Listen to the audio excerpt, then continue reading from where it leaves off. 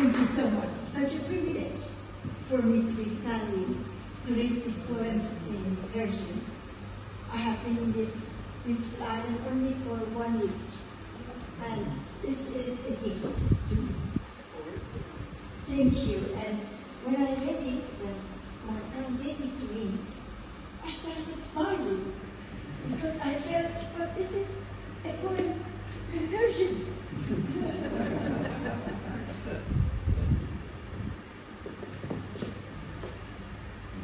شش هزار زبان در این دنیا که مردم با آنها حرف می‌زنند، برخی کمتر و برخی بیشتر، ولی این عشق توست پاکیامنتو که در قلب من شعله می‌کشد.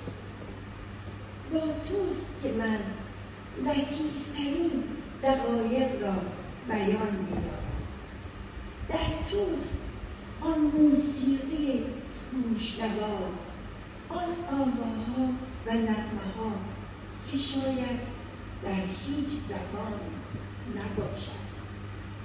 6000 زبان در این دنیا، اما تو زبان مادرین هستی که پدر و مادر ذره ذره به من چشاندند که برایم عزیزترین که در دنجترین اعماق قلبم خانه دارد.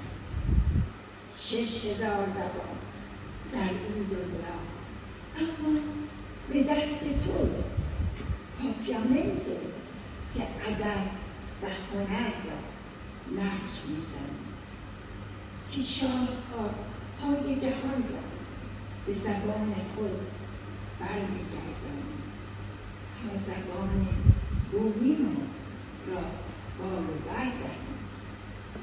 با امید فراوان و نوع در روز درود، مثل کشاورزی که تنها در زمین پایا نمی‌کشد، نمی‌کارد و سیب‌زمینی شیرین به فقط کدو فیزمی و سفری.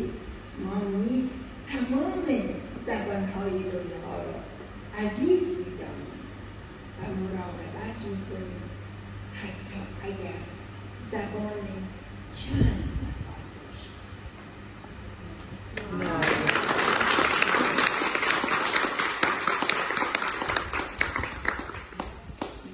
May I ask something?